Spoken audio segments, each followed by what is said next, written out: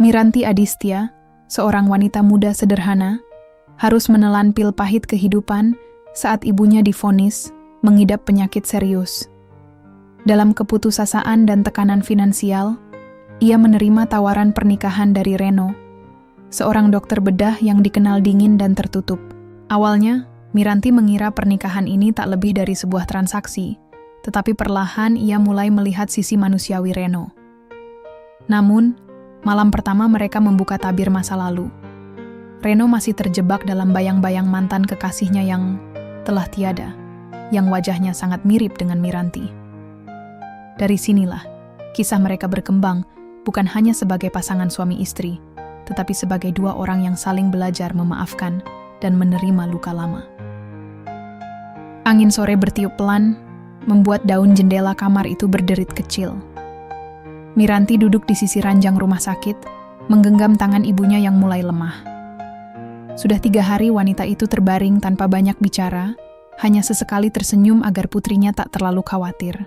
Tapi Miranti tahu, senyuman itu menyembunyikan rasa sakit yang luar biasa. "Ma, nanti Miran beliin bubur ayam ya, yang pakai telur setengah matang. Mama suka, kan?" Ujar Miranti, berusaha terdengar ceria meski suaranya sedikit serak karena menahan tangis. Ibunya hanya mengangguk lemah, lalu kembali memejamkan mata. Monitor detak jantung di samping tempat tidur terus berdetak dengan irama yang stabil, namun tetap membuat Miranti gugup. Setelah keluar dari ruangan, Miranti bersandar di dinding lorong rumah sakit. Pikirannya kalut. Uang yang ia kumpulkan selama 2 tahun kerja sebagai guru les privat tak cukup untuk operasi. Biaya perawatan saja sudah melampaui tabungannya. Bantuan dari tetangga dan teman hanya cukup untuk menambal kebutuhan harian. Ia sudah kehabisan pilihan. "Miranti?" Sebuah suara berat memanggil namanya. Ia menoleh cepat dan tertegun sejenak. Di hadapannya berdiri seorang pria dengan jas dokter. Tubuh tinggi tegap, wajah bersih dengan tatapan dingin namun tajam. "Dokter Reno." "Dokter Reno?" Suaranya terdengar ragu. Ia tahu pria itu. Dulu, Reno sering datang ke rumahnya saat masih kecil, teman lama almarhum ayahnya. Setelah sang ayah meninggal, Reno menghilang seperti ditelan bumi. Ia tak menyangka akan bertemu pria itu di rumah sakit ini. "Boleh bicara sebentar?" tanya Reno. Suaranya pelan tapi tegas. Miranti mengangguk dan mengikuti langkahnya ke ruang dokter jaga yang sepi. "Aku tahu soal ibumu. Beliau butuh operasi." "Segera," ujar Reno, membuka pembicaraan. "Ya, saya tahu. Tapi saya belum punya cukup dana," jawab Miranti dengan suara pelan. Reno menatapnya beberapa detik sebelum akhirnya berkata, "Aku bisa bantu. Aku akan tanggung semua biaya pengobatan dan operasi ibumu." Miranti menatapnya, terkejut dan tak percaya. "Serius, Dok?" Reno mengangguk, tapi ekspresi wajahnya tetap datar. Tapi dengan satu syarat. Jantung Miranti berdegup kencang. "Syarat? Menikah denganku." Ruangan itu mendadak terasa senyap, seolah waktu berhenti selama beberapa detik. Miranti yakin ia salah dengar. "Apa maksud dokter?" "Aku sedang butuh istri, untuk alasan pribadi. Dan kamu?" "Cocok," ucapnya tenang. "Pernikahan ini tidak akan melibatkan perasaan, hanya kesepakatan. Tapi ibumu akan mendapat perawatan terbaik. Aku janji." Miranti berdiri kaku. Otaknya menolak, tapi hatinya penuh keraguan. Ini gila. Ia bahkan belum benar-benar mengenal Reno. Tapi jika itu satu-satunya jalan agar ibunya selamat, "Kenapa saya?" tanyanya dengan suara nyaris berbisik. Reno tak langsung menjawab. Ia hanya menatapnya lama, lalu berkata, "Kamu mengingatkanku pada seseorang." Jawaban itu malah membuat Miranti semakin bingung. Tapi ia tak sempat bertanya lebih jauh. Reno sudah mengeluarkan sebuah kertas dari map dan meletakkannya di meja. "Kontrak pernikahan, kamu bisa baca dulu." Tak perlu jawab, sekarang Miranti menatap kertas itu seolah sedang melihat jalan bercabang dalam hidupnya. Di satu sisi, ia bisa menolak dan membiarkan ibunya menunggu nasib.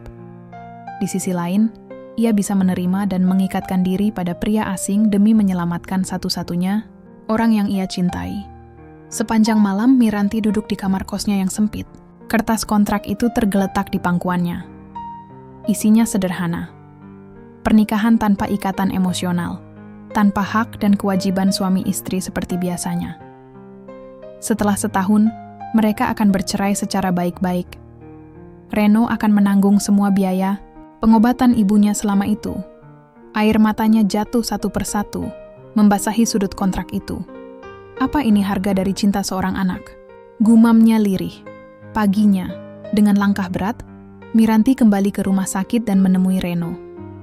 "Saya setuju," katanya tanpa menatap mata pria itu. Reno mengangguk sekali. "Baik, pernikahan akan digelar secepatnya. Kita akan ke catatan sipil hari ini." Dan seperti itu, hidup Miranti berubah dalam semalam. Pernikahan itu berlangsung di sebuah ruangan catatan sipil yang dingin dan kaku. Tak ada dekorasi bunga, tak ada gaun pengantin mewah, apalagi iringan musik romantis seperti yang Miranti bayangkan sejak kecil. Ia hanya mengenakan kemeja putih, bersih dan rok hitam sederhana. Wajahnya polos tanpa riasan, sementara Reno, seperti biasa, tampil rapi dalam jas abu-abu dan dasi hitam yang bahkan tak ia rapikan sendiri. Semuanya terjadi cepat. 2 tanda tangan di atas kertas, beberapa kalimat dari petugas, dan ucapan selamat yang terdengar seperti formalitas belaka. Saat cincin sederhana melingkar di jari manis Miranti, ia hanya bisa menatap kosong. Bahkan cincin ini pun bukan miliknya. Reno yang menyiapkan segalanya, termasuk tumpukan uang yang telah ditransfer ke rekening rumah sakit beberapa jam sebelumnya. "Sekarang kau resmi menjadi istri saya," kata Reno singkat setelah keluar dari ruangan. Miranti mengangguk pelan, merasa jiwanya belum benar-benar mengikuti langkah kakinya. Mobil hitam milik Reno membawa mereka ke rumah sang dokter, sebuah rumah modern 2 lantai dengan cat tembok abu gelap dan taman kecil di bagian depan. Dari luar, bangunannya tampak elegan dan tenang. Tapi saat Miranti melangkah masuk, ia langsung merasakan hawa kesepian yang menempel di setiap sudut rumah itu.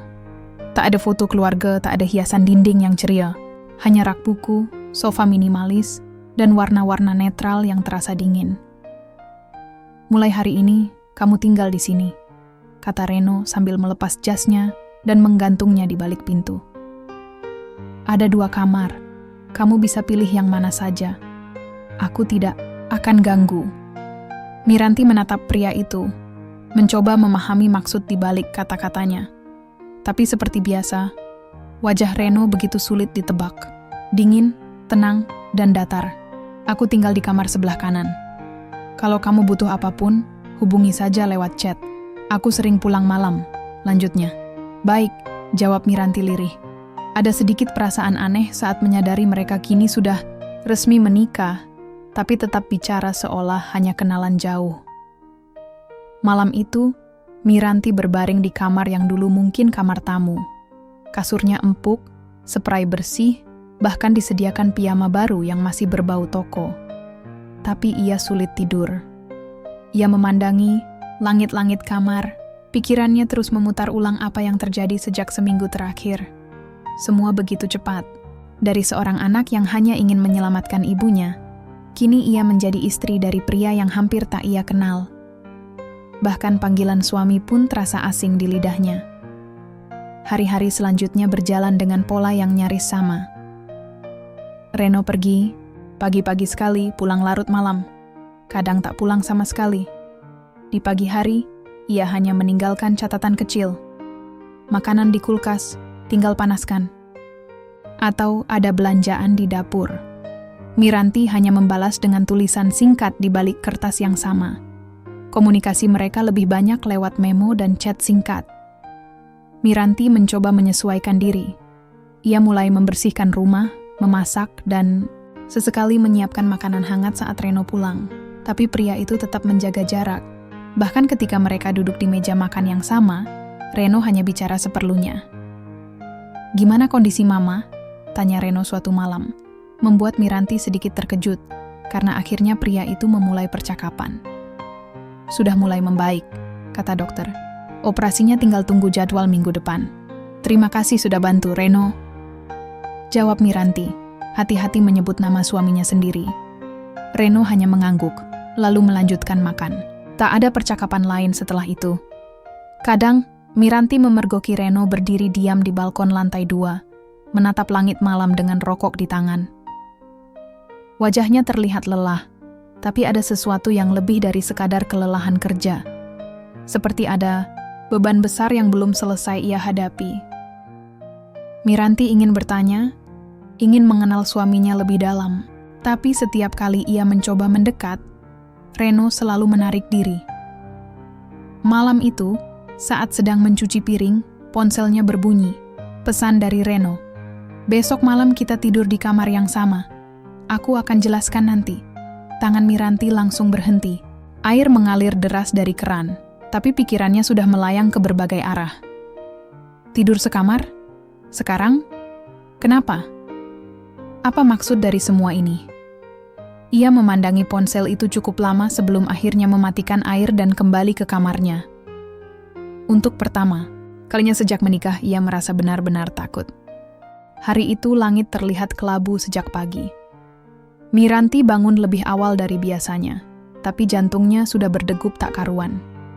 Malam ini ia akan tidur sekamar dengan Reno, seorang pria yang secara hukum sah menjadi suaminya, namun terasa seperti orang asing yang menutup pintu rapat-rapat terhadap dunia luar. Ia mencoba mengalihkan pikirannya dengan pekerjaan rumah, menyapu, mengepel, mencuci baju, bahkan merapikan rak buku yang sebenarnya sudah bersih. Tapi pikirannya terus kembali ke pesan Reno semalam. Besok malam kita tidur di kamar yang sama. Kata-kata itu terus terngiang, memunculkan ribuan pertanyaan yang belum ia temukan jawabannya. Sore harinya, Miranti duduk di ruang tamu sambil menonton televisi yang suaranya ia kecilkan. Entah apa yang ia tonton. Pikirannya terlalu penuh untuk benar-benar mengikuti alur acara. Ia mengenakan pakaian tidur panjang berwarna biru muda, sederhana namun rapi. Rambutnya ia kuncir setengah, ragu apakah ia harus berusaha terlihat cantik atau justru biasa saja. Ketika jam menunjukkan pukul 9 malam, suara pintu depan terdengar dibuka. Reno pulang. Langkah kaki pria itu terdengar tenang saat memasuki rumah. Ia masih mengenakan jas dokter. Wajahnya terlihat lelah seperti biasanya, tapi tatapannya tak berubah, datar dan tenang. Makan malam sudah saya siapkan, ujar Miranti. Pelan. Terima kasih, jawab Reno singkat. Mereka makan dalam diam. Hanya suara sendok dan garpu yang sesekali terdengar. Miranti beberapa kali mencuri pandang ke arah suaminya. Pria itu makan dengan rapi. Gerakannya tenang dan teratur. Sama sekali tak terlihat seperti seseorang yang akan berbagi ranjang dengan wanita asing malam ini. Setelah selesai makan, Reno menghapus mulutnya dengan tisu dan menatap Miranti. Kita ke kamar, katanya tanpa basa-basi. Miranti menunduk, wajahnya memanas.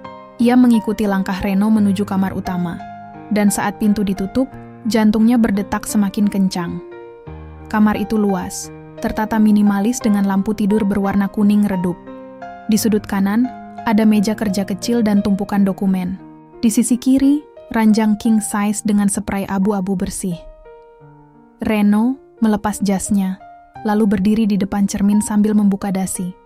Suasana canggung menggantung di antara mereka seperti kabut yang tebal. Miranti berdiri di dekat pintu, tak tahu harus bagaimana. Aku tidak akan menyentuhmu, ucap Reno tiba-tiba, seolah membaca pikirannya. Kita hanya akan tidur di ruangan yang sama. Itu saja. Miranti mengangkat wajahnya, sedikit lega tapi juga bingung. Kenapa harus sekamar? Reno menatapnya lewat pantulan cermin. Diam beberapa detik, sebelum akhirnya menjawab. Aku butuh kamu ikut ke acara rumah sakit minggu depan. Mereka mulai curiga dengan status pernikahan kita. Ada beberapa dokter senior yang terlalu suka ikut campur. Kalau mereka tahu kita tidur di kamar terpisah, gosip akan makin besar. Dan aku tidak suka drama. Miranti mengangguk pelan. Masuk akal, meski tetap terasa aneh. Kamu bisa tidur di sisi kiri ranjang. Aku di kanan. Jangan khawatir. Aku pegang. Janji, lanjut Reno. Malam itu mereka tidur membelakangi satu sama lain. Ada jarak setengah meter di antara mereka di atas ranjang yang luas. Tapi bagi Miranti, jarak itu terasa seperti jurang yang dalam dan tak bisa dilompati. Beberapa menit berlalu dalam keheningan. Tapi mata Miranti belum juga mau terpejam. Ia bisa mendengar napas Reno yang teratur di belakangnya. Reno, panggilnya pelan. Boleh saya tanya sesuatu? Silakan. Kenapa kamu menikahiku? Tanyanya akhirnya, memberanikan diri. Hening. Reno tak langsung menjawab. Suara detak jam di dinding terdengar sangat jelas. Miranti hampir menyesal sudah bertanya ketika akhirnya Reno membuka mulut. Kamu mirip seseorang, katanya lirih. Miranti menoleh perlahan. Siapa? Reno masih memunggunginya. Namanya Alisa. Miranti menunggu kelanjutannya, tapi tak ada, hanya itu. Dia mantanmu? Lama. Tapi akhirnya Reno menjawab. Bisa dibilang begitu. Dia masih hidup? Diam. Lalu, dengan suara nyaris tak terdengar, Reno berkata, sudah meninggal. Miranti terdiam. Entah kenapa dadanya ikut sesak. Ia tidak tahu siapa Alisa, tapi dari nada suara Reno, ia bisa merasakan luka yang belum benar-benar sembuh. Sakit? Tanyanya hati-hati. Kanker payudara stadium akhir. Terlalu cepat, terlalu kejam, jawab Reno dengan suara pelan. Setelah itu tak ada lagi percakapan. Reno terdiam. Miranti pun hanya bisa memandangi punggung pria itu dalam remang cahaya. Malam itu, meski mereka berada di ranjang yang sama, perasaan Miranti malah semakin jauh. Ia sadar, Reno bukan pria dingin tanpa alasan. Ia membawa luka besar yang belum selesai. Dan ia, Miranti, entah kenapa, tiba-tiba merasa menjadi bayangan dari masa lalu yang belum bisa ditinggalkan. Hari-hari setelah malam itu berjalan dengan perasaan campur aduk di dada Miranti. Tidur sekamar dengan Reno tidak membuat mereka jadi lebih dekat. Justru sebaliknya. Setiap malam ia harus menelan kenyataan bahwa dirinya hanyalah bayangan dari seseorang yang sudah tiada. Alisa. Nama itu terus terngiang di kepalanya. Ia mencoba untuk tidak terlalu memikirkannya, tapi rasa penasaran itu pelan-pelan berubah jadi gelisah. Siapa Alisa sebenarnya? Seperti apa wajahnya? Seberapa dalam luka yang Reno simpan? Miranti tahu, ia tak seharusnya cemburu pada orang yang sudah meninggal. Tapi bagaimana mungkin ia bisa merasa utuh dalam pernikahan yang sejak awal dibangun dari keterpaksaan dan kenangan masa lalu? Pagi itu, saat Reno pergi ke rumah sakit seperti biasa, Miranti tak sengaja menemukan sebuah kotak kayu kecil di dalam lemari. Ia awalnya ingin menaruh baju lipatannya di situ, tapi matanya menangkap benda asing itu. Kotak sederhana, namun terasa penuh makna. Ia ragu, tapi rasa ingin tahunya terlalu besar. Dengan tangan bergetar, ia membuka kotak itu perlahan. Di dalamnya, ada tumpukan surat, seikat bunga kering, dan sebuah foto wanita muda berambut sebahu yang tersenyum cerah sambil memeluk Reno dari belakang. Mereka tampak bahagia. Tatapan mata Reno di foto itu begitu hangat, tatapan yang belum pernah ia lihat sejak mereka menikah. Dan di pojok kanan bawah foto itu tertulis, Alisa, 3 bulan sebelum pergi, aku mencintaimu selamanya. Dada Miranti serasa ditindih batu besar. Tangannya gemetar, matanya panas.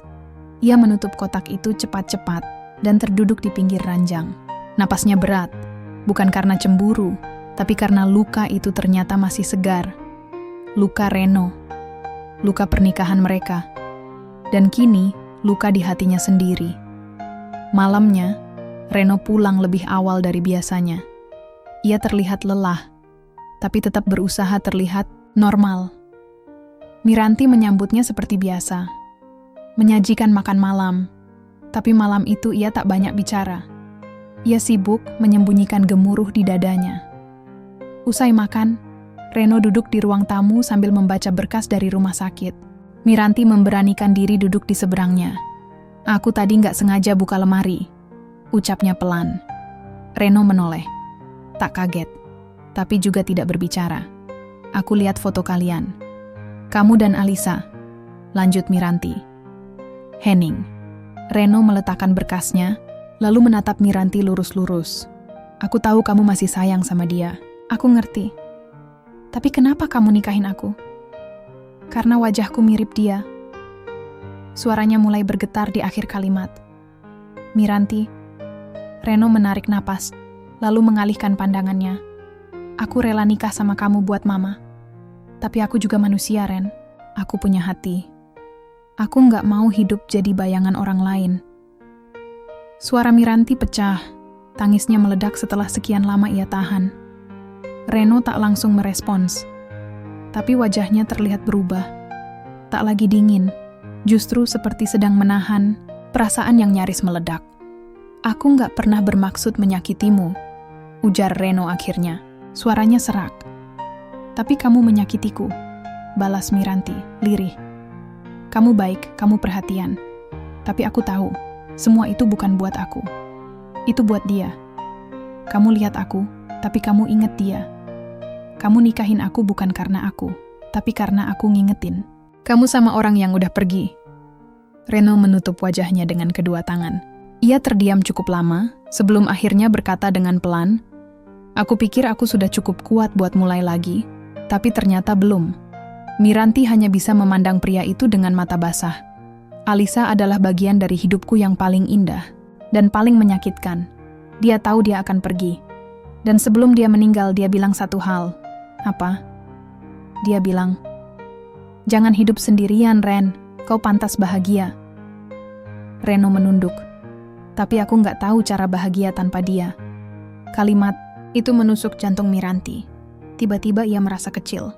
Ia sadar, ia tak bisa menggantikan Alisa. Tapi ia juga tak mau terus jadi pelarian Reno.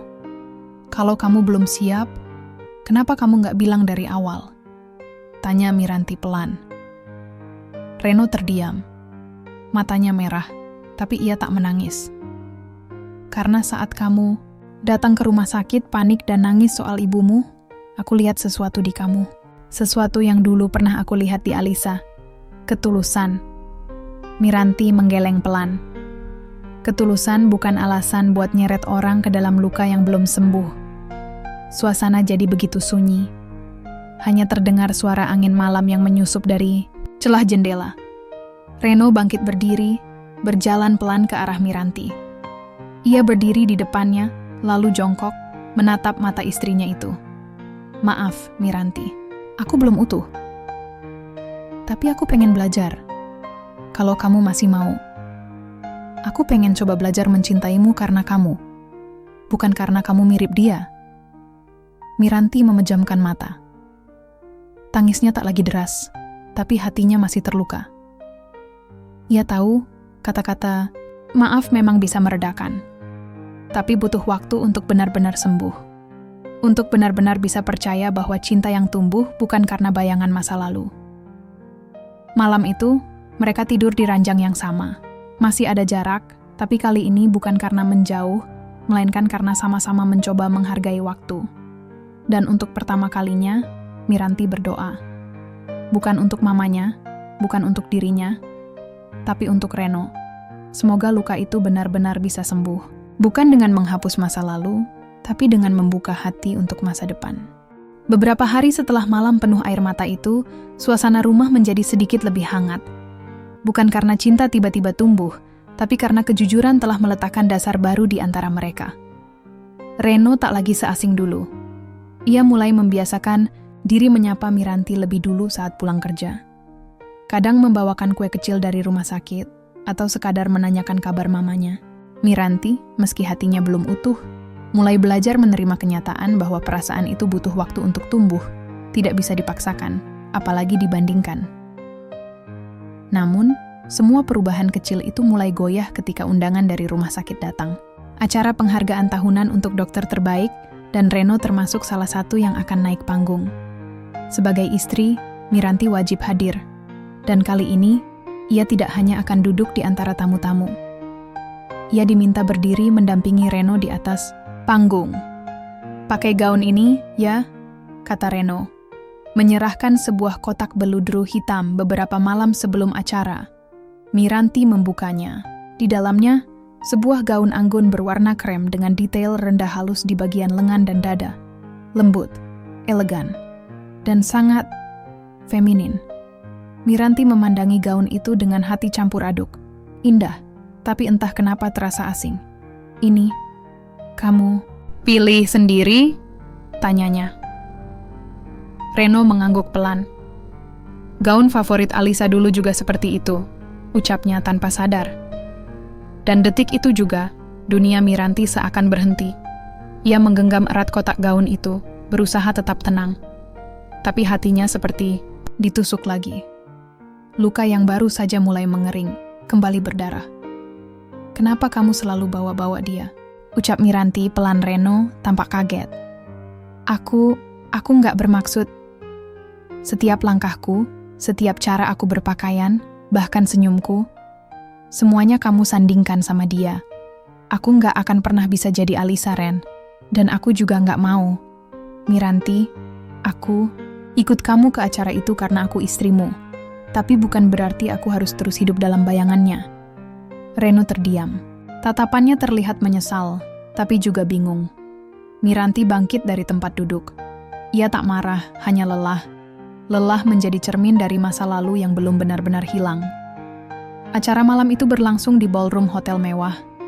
Lampu kristal menggantung gemerlap, musik orkestra mengalun lembut, dan tamu-tamu berdatangan dengan pakaian terbaik mereka. Miranti berdiri di samping Reno, mengenakan gaun pemberian itu. Bukan karena ingin menyenangkan Reno, tapi karena ia ingin menghadapi semuanya dengan kepala tegak. Sepanjang malam, ia tersenyum sopan, menjawab sapaan orang-orang, dan menatap Reno saat pria itu menerima penghargaan di atas panggung. Tapi dalam hatinya, badai masih bergemuruh. Usai acara, Reno mengajaknya duduk sebentar di taman hotel yang sepi. Kamu kelihatan lelah, kata Reno. Bukan cuma kelihatan, aku memang lelah. Reno mengangguk pelan. Aku tahu aku masih belum pantas. Miranti menatap pria itu. Kamu bukan gak pantas, Reno. Kamu cuma belum selesai dengan masa lalu. Dan aku gak bisa terus jalan bersamamu kalau kamu belum siap melihat aku sebagai Miranti, bukan Alisa. Reno menarik napas dalam. Dulu aku pikir kehilangan adalah akhir dari segalanya. Tapi ternyata, bertemu dengan kamu malah membuka luka yang selama ini aku tutup rapat-rapat. Jadi aku salah? Tanya Miranti, lirih. Bukan. Kamu bukan salah. Kamu justru yang bikin aku sadar kalau aku masih hidup. Dan kalau aku hidup, aku harus belajar melepaskan. Sunyi menggelayut di antara mereka. Angin malam bertiup lembut, membuat rambut Miranti melambai pelan. Ia menunduk, mencoba menelan emosi yang nyaris tumpah lagi. Tapi jangan paksa aku untuk jadi dia, Ren. Aku cuman bisa jadi aku. Penuh kekurangan, gak sekuat dia mungkin. Tapi aku real. Aku nyata. Dan kalau kamu mau tetap jalan bareng aku mau. Tapi kamu harus lepasin masa lalu itu. Reno menatap Miranti lama. Lalu ia berdiri, berjalan beberapa langkah ke arah kolam kecil di taman, dan melemparkan sesuatu ke dalam air. Miranti menyusul dan melihat. Itu adalah gantungan kunci kecil bergambar Alisa, yang selama ini selalu tergantung di tas Reno. Aku belum bisa lupakan dia sepenuhnya, ucap Reno jujur. Tapi aku mau belajar. Mulai sekarang. Miranti tersenyum tipis.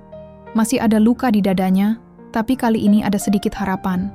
Setidaknya, Reno mulai menatap ke depan, ke arahnya. Bukan ke belakang. Sejak malam di taman itu, Reno dan Miranti mulai menjalin hubungan yang sedikit berbeda. Tak lagi hanya basa-basi dan kewajiban, tapi mulai ada niat tulus untuk saling mengenal. Reno jadi lebih terbuka, meski masih kaku, dan Miranti mencoba menata, hatinya sedikit demi sedikit. Mereka seperti dua orang asing yang baru belajar menjadi sahabat dalam pernikahan yang aneh ini. Namun, luka lama tak selalu mudah diredam, apalagi jika luka itu tak benar-benar sembuh. Suatu siang, Miranti pergi ke rumah sakit tempat Reno bekerja. Ia ingin memberi kejutan kecil, membawakan bekal makan siang karena Reno sering lupa makan. Ia tak memberitahu siapapun, hanya muncul, Begitu saja di lantai 3, tempat ruang istirahat dokter berada. Setelah menyapa beberapa perawat yang ramah, Miranti menunggu di kursi tunggu dekat lorong. Tapi kemudian, ia mendengar percakapan 2 perawat yang lewat di belakangnya. Kasian, ya, Dokter Reno dulu sampai trauma waktu Alisa meninggal di ruang operasi. Iya, apalagi dia sendiri yang minta operasi itu. Padahal tahu itu berisiko tinggi, dan katanya dia nyalahin diri sendiri terus, makanya sampai nutup diri bertahun-tahun. Langkah mereka menjauh. Miranti terpaku. Operasi? Reno? Dia yang minta? Selama ini Reno tak pernah bercerita banyak soal kematian Alisa. Ia hanya bilang mantan kekasihnya meninggal karena kanker payudara, tapi tak pernah menyebut soal operasi, apalagi bahwa dirinya terlibat langsung. Dengan tangan gemetar, Miranti mengemasi bekal yang belum sempat ia berikan. Hatinya kacau. Entah kenapa, kalimat para perawat itu seperti palu besar yang menghancurkan pondasi kecil yang baru saja mulai ia bangun bersama Reno. Sesampainya di rumah, ia mencoba menenangkan diri, tapi otaknya terus memutar-mutar kalimat itu. Dia sendiri yang minta operasi itu. Dia nyalahin diri sendiri. Malam harinya, saat Reno pulang, Miranti menunggunya di ruang makan. Bekal makan siang itu masih utuh di meja. Reno masuk, terlihat lelah seperti biasa, namun senyumnya langsung sirna saat melihat ekspresi Miranti. "Kamu kenapa?" tanyanya hati-hati. "Aku ke rumah sakit tadi," ucap Miranti pelan. Reno membeku. "Oh, aku dengar kamu yang minta Alisa dioperasi. Kamu yang tangani?" Wajah Reno memucat. "Kamu nggak pernah cerita soal itu." Reno menunduk. "Karena aku nggak mau kamu tahu." "Kenapa?" Reno duduk perlahan. Ia menatap meja, kosong di hadapannya, seolah menghindari mata Miranti. "Karena itu bagian dari hidupku yang paling gelap." Miranti diam. Ia ingin memberi ruang, tapi juga butuh penjelasan. "Aku bukan cuma kehilangan Alisa, Miranti. Aku yang bikin dia pergi." Reno menghela napas berat. Waktu itu, kanker Alisa sudah menyebar. Dokter menyarankan pengobatan paliatif, tapi aku nggak mau menyerah. Aku pikir aku bisa menyelamatkannya dengan keahlianku, dengan tanganku sendiri. "Jadi kamu yang..." "Aku operasi dia. Aku yang pegang pisau bedah itu." Suara Reno pecah. "Dan dia nggak pernah bangun lagi." Miranti menutup mulutnya. Air mata langsung membasahi pipinya. Ia tak tahu mana yang lebih menyakitkan, mengetahui bahwa Reno menyimpan luka sebesar itu sendirian, atau fakta bahwa ia merasa bersalah karena mencoba menyelamatkan orang yang dicintainya. "Kenapa kamu nggak cerita dari awal?" isaknya. "Karena aku malu, karena setiap kali aku mengingatnya, aku lihat tangan ini kotor. Tangan ini membunuh orang yang aku sayang, dan aku takut kalau kamu tahu, kamu akan lihat aku dengan cara yang sama." Miranti berdiri, mendekat, lalu duduk di samping Reno. Ia menggenggam tangan suaminya yang dingin dan bergetar. "Kamu bukan pembunuh, Ren. Kamu cuma terlalu cinta." Reno menoleh. Air matanya jatuh. Untuk pertama kalinya ia menangis di depan Miranti. Tanpa pertahanan, tanpa topeng. "Maaf karena aku nggak bisa cerita. Maaf karena aku bawa kamu ke pernikahan ini dengan luka yang belum selesai." Miranti mengangguk pelan, meski dadanya terasa sesak. "Aku tahu kamu belum sepenuhnya sembuh, tapi aku di sini bukan buat jadi pelarianmu. Aku di sini buat jalan bareng kamu, kalau kamu siap." Reno menatap Miranti dalam-dalam. "Aku mau sembuh, Ran, dan aku mau sembuh sama kamu." Dalam pelukan malam yang sunyi, untuk pertama kalinya, mereka saling mendekap bukan karena kewajiban, bukan karena keterpaksaan, tapi karena saling memahami luka masing-masing. Mereka mungkin belum sempurna, tapi kini mereka punya sesuatu yang lebih kuat dari sekadar pernikahan. Kejujuran, keberanian untuk terbuka, dan harapan untuk memulai lagi. Dan dari situ, cinta mulai tumbuh.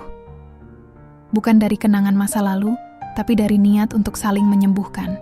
Sejak malam itu ada sesuatu yang berubah di antara mereka, bukan dalam bentuk pelukan hangat setiap pagi, atau panggilan sayang yang tiba-tiba muncul.